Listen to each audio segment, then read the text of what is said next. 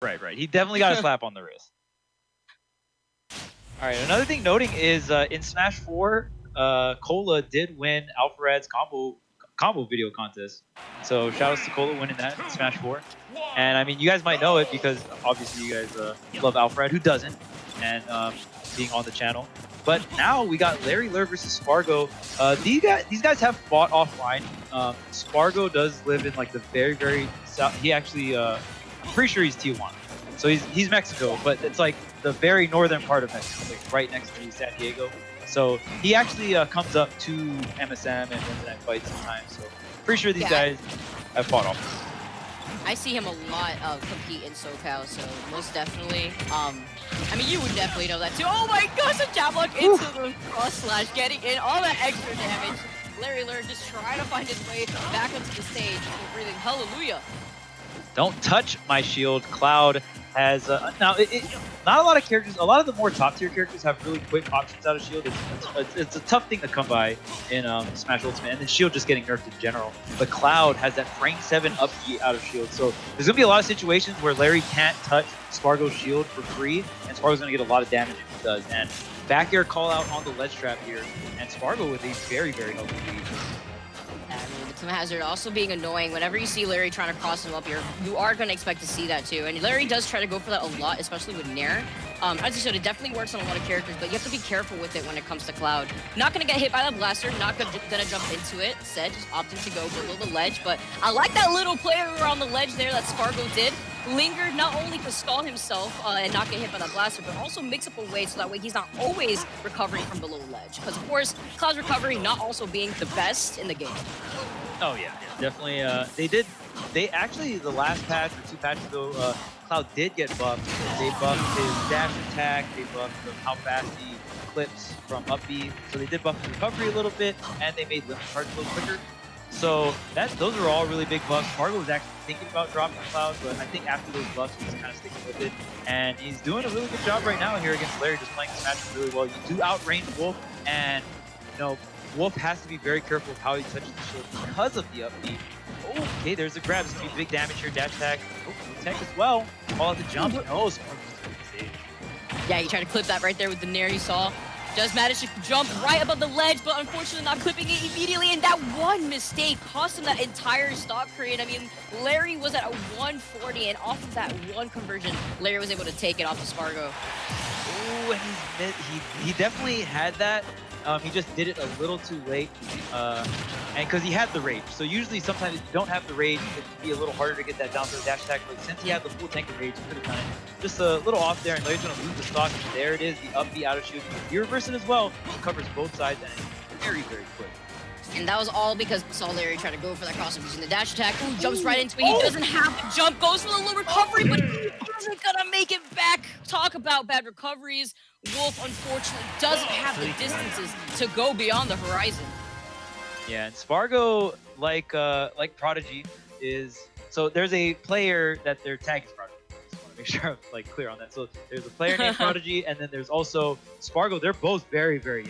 Like very young. So these younger players, I noticed, they are not afraid to call you out. And right there we even saw Spargo causes jump out of the corner with a Nair, then immediately double jump Nairs to call out Larry's double jump disadvantage. And that's how he set up that whole situation after like pressuring him in the corner there, and it was just so well played. And I think that's the one thing that like some of these younger players, they really catch some of these more experienced players off guard with, is they're not afraid in a lot of situations. Yeah, and especially since Cloud could cover so much space in general. I believe Spargo, like just a few days ago, he had won the tournament that we were talking about that Cola had gotten second at, the Major Gaming one, actually. So, you know, Spargo trying to unrust himself, not just in general playing, but on Wi-Fi in general. So, knowing what he's got to do, being able to take that game 1. You know what's crazy? So Spargo has been a Wi-Fi fiend ever since Smash 4. He used to run these Wi-Fi tournaments at like the ending of Smash 4 when it was on the Declining Ultimate was announced. And I would always commentate Spargo, and he would win a lot of the Smash 4 Wi-Fi tournaments. And then I'm seeing him do right, like so he's definitely been a Wi-Fi warrior ever since Smash 4. I can't imagine he played ball. Like I don't even know if he could have held a controller. Oh, I chuckled because I just got word that Cosmos reversed 3-0'd ESAM in the Pika Ditto. What? No way. This just in. I love it. This just in. Wow, Pikachu's so broken that someone picked up Pikachu and beat the best Pikachu. What's extra funny is that Cosmos used to play Pikachu. I don't know how long he's dabbled with the character, at least this game, but like before Corrin was even a character in Smash 4, that was his character. Yeah, that was yeah. So I just don't know how long it's been. So like I just think it's funny to reverse 3-0 the Pika Master himself, ESAM, with your own character. I mean, that's all right, Cosmos. You know now rules have been exposed. Cosmos is only allowed to play Pikachu. Facts. I mean, I feel like once you beat ESAM in a Pikachu, like you have to go beat it. It's crazy because I remember talking with Cosmos at Genesis, I believe, and he was just like, Korean, I think I'm just gonna main Pika. I was like, well, Pika's the best character in the game. Like, I mean, that's in my personal opinion, that's what I think. Pikachu is definitely one, I would say, up there, honestly. I'm always iffy when it comes to best characters in the game, but I would definitely put him at least in the top 2 situation, because it's so difficult, in my opinion. Like, there's so many good characters in right, this game. to declare a clear-cut best, but yeah. I would say for sure, like, top 2.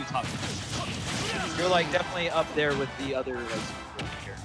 But the turnaround in this match that we got right now, Larry being able to keep Spargo on his last stock, although the deficit isn't that big here. Spargo could definitely do it, but having to be careful on these platforms is trying to find a way to land against Larry as he does DI into him right there. Ooh, not gonna roll into him. Predicting that down smash potential.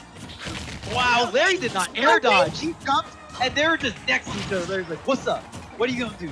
Yeah, limit too. That's the scary thing. Oh, dude, it's never regular. No limit required. I don't need that ish to get the stock. And look at this Spargo. I never seen someone edge guard with like the regular cross slash like that. That is so hilarious.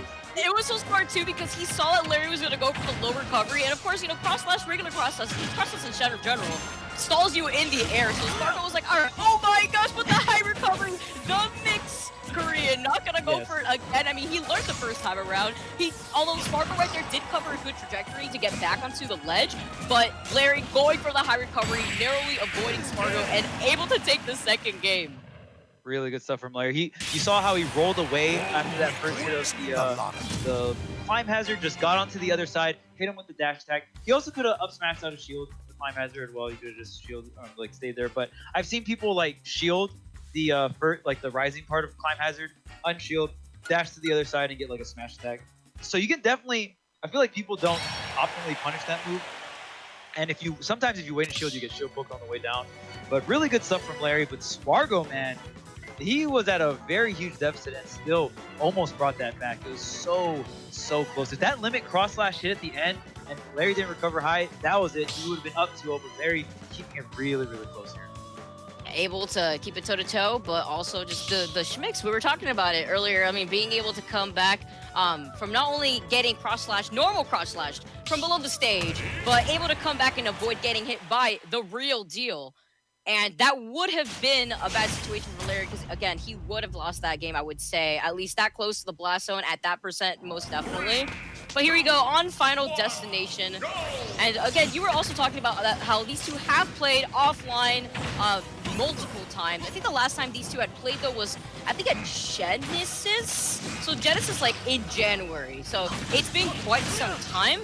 But, you know, the reunion, why not make it during this quarantine Wi-Fi tournament, you know? Shout out to Critical and Alfred. Yeah, for putting on, so much resources on the line just to bring you guys this wonderful show. Obviously, Smash tournaments have been, on the decline, just like Larry's first stock there, declining straight down. First stock looking like the stock market. It sounded like you had real pain in your voice. Yeah.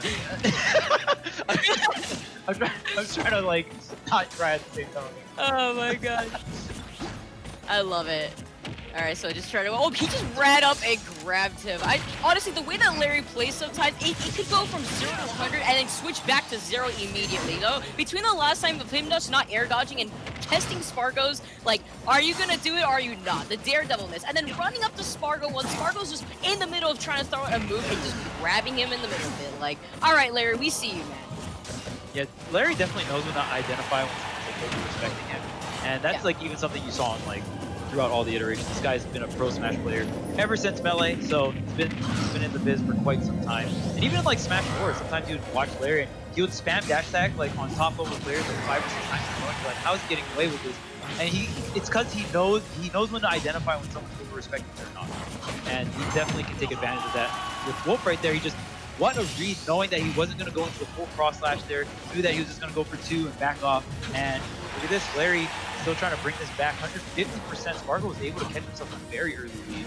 And the scoop too, of course, that up smash being so large, but falling on top of him with the down air.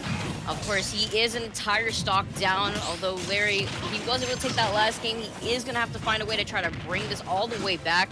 Spargo, though, has honestly been doing a really good job at keeping not only his momentum from the first game, but adding in his extra pressure, forcing that air dodge to get back onto the stage.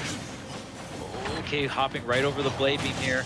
Larry getting through this one step at a time, but Spargo is tacking on this damage, and that cross slash was like 24-ish%. It's so much damage. Yeah. If you catch by the full thing. Okay, Larry coming in with the double fair, try to get the down smash on the landing, but Spargo coming down with these hitboxes very aggressively, and he slashes.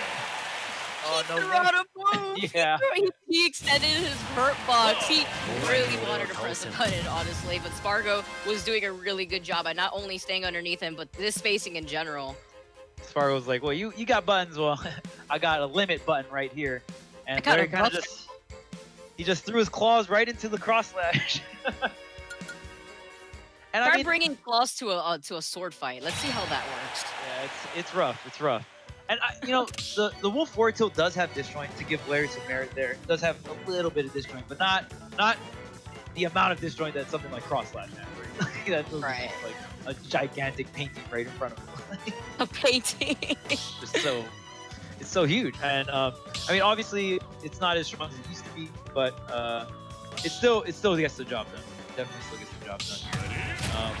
Yeah, and I don't feel like any of these players are gonna switch off. I feel it looks like Spargo is very, very comfortable on this matchup, and I think Wolf does have advantage over Cloud. There's like so many ways that Wolf can give Cloud. I mean, we've seen Larry do it with Nair. He can also do the angle down forward tilt by the ledge. He can upbeat a ledge on the sweet spot.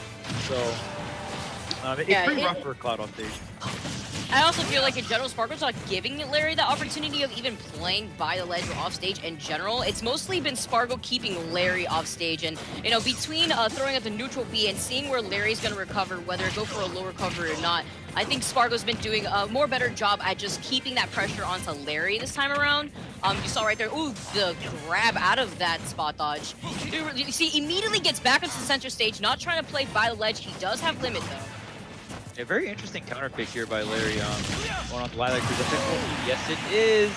And I don't know if Larry could have held down there. I'm not too sure what direction he held, but in those situations, you actually want to hold down on your controller and then tech, just so you reduce the knockback of the move. Because if you press down and reduce the knockback, if you hold up, it increases the knockback. But a lot of people tech by holding up because they want the wall jump. So usually, like naturally, you just go for that. I'm not too sure what Larry's looking for there, but nonetheless, man, Spargo getting another edge guard, right? And I've been talking about Wolf edge guarding Cloud, but like you said, I mean, it feels like Spargo's the one that's commanding the control, commanding the disadvantage. And geez, he's already dead. Like I couldn't even get through my explanation. He had to go for the scoop already. He's down 2 stocks versus Spargo, holding on to without even losing his own stock within this last potential game. You have the up smash coming out from Larry, trying to rack in the extra percent. There's that up out of shield though. Larry trying to catch Spargo off guard. You see Spargo does use his jump early to get back into the stage again. Spargo not giving Larry the opportunity to edge guard him, but he does get these anti-airs with the up air instead. Trying to find his opportunity to go for a back air, but instead tries to cover all that space with the up B, adding in so much spacing and just pressure in general, but caught you slipping. Larry at least just managed to take Spargo's first stock there. Get off of me. I'm tired of this pressure. Come in with the Wolf Flash, take your life. I need to stabilize some kind of grounding here, some kind of footing, because Spargo has just been commanding his game number 4 so well. Like, it looked like he was going to seal it out with a 3-stock. It really did. Although, I mean, maybe not taking too much percent here. We could potentially see him keeping on this perfect 0%. Oh, maybe not, though. Tries to get a tricky B reverse on that neutral B. Not gonna be able to get it. All right, Larry's not gonna let it slide. All right, so he tackles on damage. He's got a lot more work to do with a lot less resources. He's sitting at 131. Anything could kill Larry at this point. But I mean, the thing about Cloud is, like you said, that recovery can be sus. So Larry still has a ray of hope. He's got to be able to get back on stage here. And now with the limit on the ledge trap, can he get his footing? Oh, the Patience Book caught the jump and taking already so much percent. You sneeze on Wolf, and that's it. He's done for. Spargo taking it over Larry. Yeah, and it was the edge guards, honestly. We saw that the down air got him that, early, or no, it was the limit side B untechable. Really got him that early advantage, and then after that, the ledge trapping. The way Spargo just commanded neutral, Larry couldn't really go for like a standard Wolf pressure like the Pharaohs on shield or the Nair cross-ups because of the up beyond shield, right? And